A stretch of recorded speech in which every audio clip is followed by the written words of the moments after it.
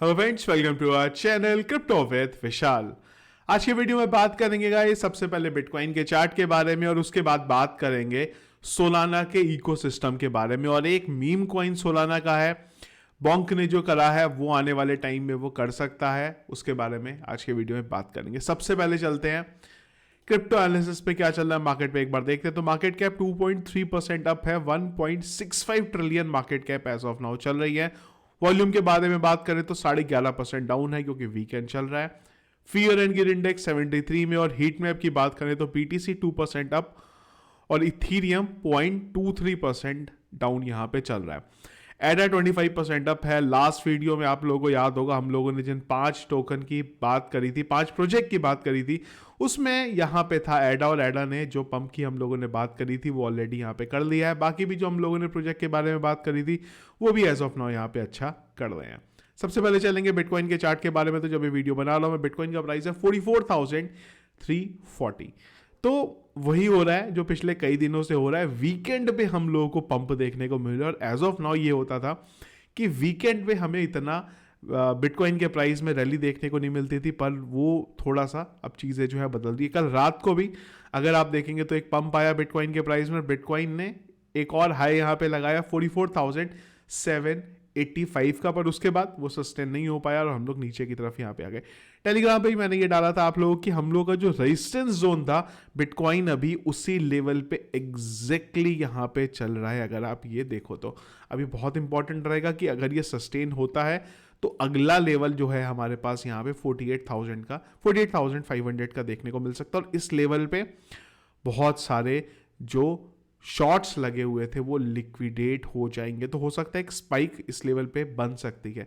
इसके अलावा वीकली जो हमारी कैंडल है वो भी क्लोज होगी, पर वीकली कैंडल पे मुझे नहीं याद पहले हम लोगों ने कब ये चीज़ देखी थी कि लगातार 1 2 3 4 5 6 7 8 ये कैंडल भी एज ऑफ नाउ उम्मीद यही है कि ग्रीन बनने वाली है। 8 कैंडल हमारी लगातार ग्रीन बनी है। ज़्यादा टाइम नहीं हुआ इस बात को जब हम वीडियो में बात करते थे कि बिटकॉइन की लगातार कैंडल 1 2 3 4 5 6 7 8 9, मुझे याद है हम लोग बात करते थे 6 कैंडल रेड बन गई, 7 कैंडल रेड बन गई, 8 कैंडल रेड बन गई, 9 कैंडल रेड बन गई। इसी तरीके से लगातार कैंडल रेड बनती थी और उसके बाद ज़्यादा टाइम नहीं हुआ इस बात को भी। अगर आप देखें तो ये पिछले साल मई की बात है और अब हम लोग यहाँ पे नवंबर में बैठे हुए, तो यही बिटकॉइन की कहानी है। कभी पंप और कभी जो डंप है वो देखने को मिलता है। तो एज ऑफ नाउ मैं ये देख रहा हूँ कि ये वीकली जो हमारी कैंडल है वो किस तरीके से क्लोज होती है, और दूसरा इसके ऊपर अगर हम यहाँ पे क्लोज कर पाते हैं तो डेफिनेटली एक और पॉजिटिव मूव बिटकॉइन के प्राइस में आपको देखने को मिल सकता है, जो कि हमें इस लेवल तक लेके जा सकता है। इसके अलावा एक और इम्पॉर्टेंट चीज़ है जो बात करनी है, क्योंकि इसको एक दूसरे ढंग से यहाँ पे पोर्ट्रेट किया जा रहा है, और वो ये है कि SEC की ऑफिशियल वेबसाइट है, वहाँ पे एक आर्टिकल आया है, और आर्टिकल है यहाँ पे क्रिप्टो करेंसी के बारे में कि क्रिप्टो करेंसी में अगर आप इन्वेस्ट करते हैं तो उसमें रिस्क है, सारी चीज़ें जो हैं यहाँ पे इन्वॉल्व हैं कि चीज़ें रेगुलेशन में नहीं है, वायलेशन हो जाता है, ये वो दुनिया भर की चीज़ें। पर इंपॉर्टेंट चीज़ ये है कि ये आर्टिकल क्यों आया है। अब इसका एक रीज़न ये लगाया जा रहा है कि ETF अप्रूव होने वाला है, तो उससे पहले SEC जो सारी चीज़ें करनी है वो डाल रही है। जिस तरीके से अगर आप सिगरेट लेते हैं तो उसके जो पैकेट होता है उस पर लिखा होता है कि हार्मफुल है, अल्कोहल लेते हैं उस पर लिखा होता है हार्मफुल है, तो उसी तरीके से ये क्रिप्टो करेंसी के लिए भी डाल दें कि भाई ये हार्मफुल है, पर हम लोग फिर भी ETF जो है यहाँ पे अप्रूव कर दें। तो इसको उस पोर्ट्रेट में यहाँ पे ये अपडेट को लिया जा रहा है। अब इसके बाद बात करते हैं यहाँ पे सोलाना के बारे में। सोलाना के प्राइस में अगर आप देखें तो एक ज़बरदस्त रैली देखने को मिली, और जो हमारा रेजिस्टेंस और सपोर्ट के बारे में जिसमें हमने पहले बात करी थी बराबर उसी तरीके से एज ऑफ नाउ चल रहा है इस लेवल पे, यानी कि 77.5 पे एक रेजिस्टेंस यहाँ पे है सोलाना के सामने। वहीं पे रेजिस्टेंस एज ऑफ नाउ जो है उसको यहाँ पे मिल रही है। अगर आप चार्ट अभी देखेंगे तो ये मंथली चार्ट है, और अगर आप देखेंगे तो सोलाना ने ज़्यादा टाइम नहीं हुआ, जब $21 में चल रहा था वहाँ से अब तक 250% की रैली ऑलरेडी सोलाना दिखा चुका है। ज़्यादा दिन नहीं हुए, सिर्फ 3 महीने के अंदर यहाँ पे। इसके अलावा अगर आप वीकली चार्ट में बात करें तो वहाँ भी चारों तरफ अप ट्रेंड जो है वो यहाँ पे सोलाना का बना हुआ है, और सोलाना कहीं से भी फिलहाल एज ऑफ नाउ करेक्शन लेने के मूड में नहीं है। थोड़ी देर रुक ज़रूर रहा है, पर उसके बाद आपको दूसरा पंप देखने को मिल जा रहा है। क्वेश्चन ये है ये हो क्यों रहा है। इसको समझने के लिए ना आपको पहले हिस्ट्री पे चलना पड़ेगा, और उसके लिए पहले आपको समझना पड़ेगा कि सोलाना का ये पंप क्यों आया था। ये जो पंप के बारे में मैं बात कर रहा हूँ ये था आपका 2021 की बात है। अगस्त से लेके जब बिटकॉइन ने अपना नया ऑल टाइम हाई बनाया था, उस बीच में सोलाना ने करीब करीब यहाँ पे 725% की एक रैली दिखाई थी। 725% 3 महीने के अंदर, और वो भी आप समझिए कोई ऐसा नहीं है कि लो कैप वाला प्रोजेक्ट है ये रीज़न आया था सोलाना का। ये जो 4 महीने में जो पंप आप लोगों ने देखा था, इसके पीछे का सबसे बड़ा रीज़न था वो टाइम पे FTX ने सोलाना को बहुत ज़्यादा सपोर्ट किया और उसी का रिजल्ट हमें ये पंप देखने को मिला। उसके बाद मार्केट ने करेक्शन लिया, FTX डूबा, तो जो सोलाना था वो भी यहाँ पे डूबा और सोलाना ने काफ़ी नीचे, हम लोग सोलाना में एक बार आए हैं और $9 तक का हम लोगों ने 1 डिजिट तक में सोलाना पहुँचा। मुझे याद है वो टाइम पे बहुत लोगों ने कमेंट करे थे तुम तो सोलाना करते रहते थे, आज क्या हुआ सोलाना का। तो उन लोगों के लिए आंसर है कि अगर आपको प्रोजेक्ट पे, अगर प्रोजेक्ट अच्छा है तो आज नहीं तो कल वो रिकवरी वहाँ से कर लेगा। सोलाना के साथ सबसे बड़ी चीज़ जो है वो है सोलाना का स्पीड, और उसके जो ट्रांजैक्शन फीस है वो बहुत ज़्यादा कम है, और कई लोग इसीलिए इसको इथीरियम के साथ भी यहाँ पे कंपेयर करते हैं। पर अभी के लिए जो क्वेश्चन है वो ये है कि हो क्या रहा है अचानक से सोलाना में। एक रैली देखने को आपको मिल रही है, सोलाना इकोसिस्टम ज़बरदस्त तरीके से ग्रोथ कर रहा है। PYTH पाइथ नेटवर्क में आप लोगों को ज़बरदस्त अर्निंग ऑलरेडी हो चुकी है, हम लोगों ने काफ़ी नीचे इसको बाई किया था। इसके अलावा जीटो एज ऑफ नाउ छूटा हुआ है मेरी बाइंग रेंज से। यहाँ पे मैंने 1.5 पे ऑलरेडी एक कॉल लगाया था, वो ज़रूर मेरा हिट हो गया यहाँ पे MEXC में, पर बहुत छोटू अमाउंट मैंने लगाया था, वो बाई हुआ। मुझे उम्मीद थी कि जिस हिसाब से ये लॉन्च हुआ और जितना इन्होंने एयरड्रॉप बांटा था तो ये एक बार $1 के नीचे आएगा, पर ये एक भी बार वहाँ नहीं आया। 0.5 से मैं MEXC के हिसाब से आप लोगों को बता दूं क्योंकि मैंने ट्रेड वहीं करी थी। 0.5 से ये लिस्ट हुआ था और उसके बाद ये 1.4 के नीचे कहीं पे भी वहाँ पे देखने को नहीं मिला। एज ऑफ नाउ 3.54% अप पे चल रहा है। अभी मैं वेट कर रहा हूँ कि थोड़ा है तो साइडवेज मूवमेंट ले या फिर थोड़ा डिप में आए तो इसको एक बार बाय करे। कुल मिला के प्रोजेक्ट पंप हुआ, और बॉन्क ने तो खैर अलग ही यहाँ पे रील बनाई हुई है। 7 दिन की बात करेंगे तो 200% अप, 1 महीने की बात करेंगे 770% तकरीबन पंप, और अगर 1 साल की बात करेंगे आप तो 11,000% बॉन्क यहाँ पे अप चल रहा है। क्वेश्चन है ये हो क्या रहा है यहाँ पे।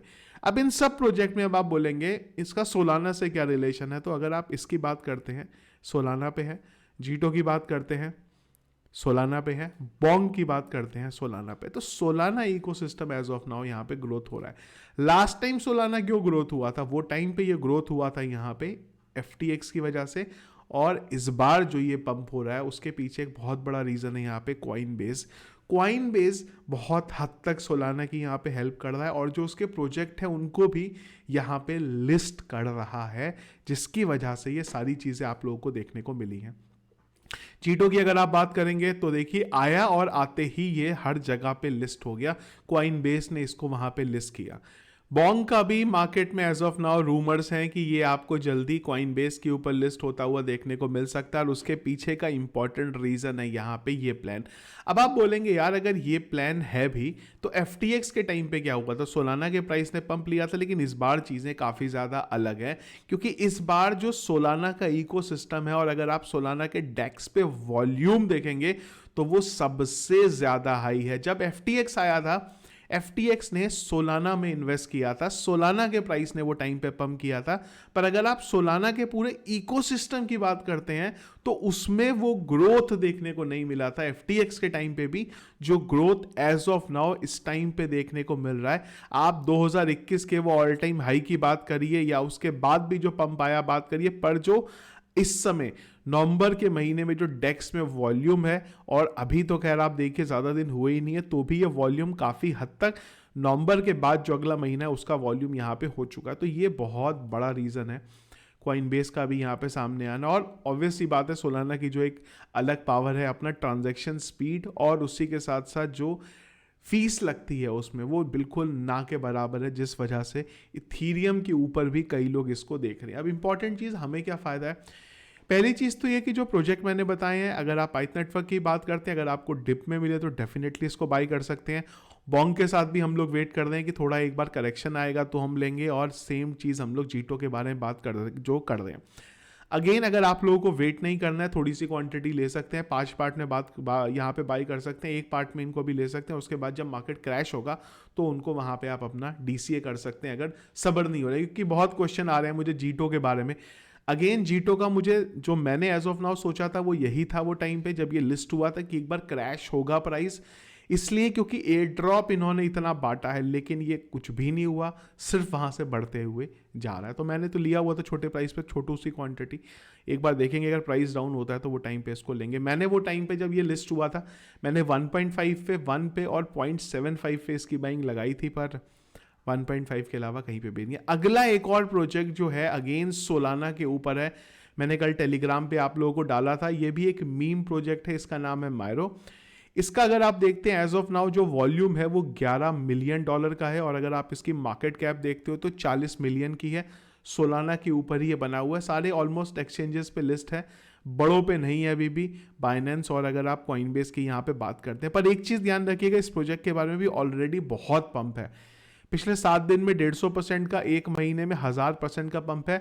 लॉन्च हुए ज़्यादा दिन नहीं हुए, नवंबर के महीने में ये लॉन्च हुआ है, और उसके बाद करीब करीब अगर आप देखेंगे तो 1.25 महीना इसको हुआ है। तो एक बार थोड़ा सा नीचे की तरफ जाए तो इसको भी अगर आप लेके होल्ड करना चाहें कर सकते हैं। अगेन ध्यान रखिएगा कि जैसे सोलाना का इकोसिस्टम ग्रो हो रहा है उसमें बहुत सारे प्रोजेक्ट आएंगे, और कई ऐसे भी होंगे जो स्कैम प्रोजेक्ट होंगे, लिस्ट होंगे, थोड़ा पंप करेंगे, चले जाएंगे। मेरे को एज ऑफ नाउ नहीं पता कि मायरो उनमें से है या नहीं है, ना मैं आप लोगों को बाइंग करने के लिए इसको बोल रहा हूँ। एक बार अपनी रिसर्च करिए, मैं ज़रूर इसको बाई करने वाला हूँ, पर अगर ये डिप करेगा तो जिस प्राइस में ये ऑलरेडी है, ये ऑलरेडी हाई प्राइस है इसका, मैं यहाँ पे कतई नहीं इसको लेना पसंद करूँगा। पर अगर ये गिरता है तो बिल्कुल छोटू सा अमाउंट, अगेन छोटू सा अमाउंट इसमें अगर आप डालना चाहें तो डाल सकते हैं। सिर्फ एक रीज़न से इसको मैं आपको बता रहा हूँ यहाँ पे, और वो है यहाँ पे जिस इकोसिस्टम का ये प्रोजेक्ट है, और एक प्रोजेक्ट ऑलरेडी खतरनाक तरीके से सोलाना का पंप हो चुका है। तो इस बार सोलाना के साथ अच्छी चीज़ ये देखने को मिल रही है कि इकोसिस्टम ग्रो हो रहा है, और जो एक्सपेक्टेशन है कि 2025 में एक बुल रन देखने को मिलेगा, तो उम्मीद है कि ये चीज़ें कंटिन्यू रहेंगी और सोलाना के प्राइस में भी एक ज़बरदस्त रैली और उसके इकोसिस्टम के जो प्रोजेक्ट हैं उनमें रैली देखने को मिलेगी। अगेन जो सोलाना के प्रोजेक्ट हैं जिनको मैं बाय कर रहा हूँ, मैं थोड़ा लंबे टाइम के लिए उनको होल्ड कर रहा हूँ, मैं प्रॉफिट उनसे अर्न नहीं करूँगा। अगले 1 साल तक देखेंगे किस तरीके से सारी चीज़ें चलती हैं, और उसके बाद मैं फाइनली डिसाइड करूँगा यहाँ पे इनको मुझे निकालना है कि नहीं निकालना है। तब तक मैं इन प्रोजेक्ट्स में खाली DCA कर रहा हूँ। अगेन ध्यान रखिएगा कि अगर आप बोंग को, जीटो को, मायरो को बाय करना चाहते हैं, सब हाई प्राइस में हैं अभी। आइडियल सिनेरियो यही है कि थोड़ा वेट करिए यहाँ पे मार्केट के भी करेक्शन होने का और उस प्रोजेक्ट के भी करेक्ट होने का, उसके बाद अपनी आप यहाँ पे बाइंग बनाना चाहें तो आप यहाँ पे बना सकते हैं। और ये बेसिकली रीज़न है एज ऑफ नाउ सोलाना जिस गति से यहाँ पे बढ़ रहा है। और सबसे बड़ी चीज़, इथीरियम के कंपेटेबल यहाँ पे कई लोग हैं जिनका मानना है, मुझे पता है कि इथीरियम अपने आप में बहुत आगे है, पर कई लोग हैं जो सोलाना को इथीरियम के इक्विवेलेंट मान रहे हैं। आप लोगों का क्या ओपिनियन है? आप लोगों को क्या लगता है, सोलाना इथीरियम के बराबर जा सकता है, नहीं जा सकता? मुझे ज़रूर एक बार कमेंट बॉक्स में बताइएगा। तो देखिए हमारा आज का वीडियो जो मार्केट में चीज़ें चल रही हैं उनसे रिलेटेड।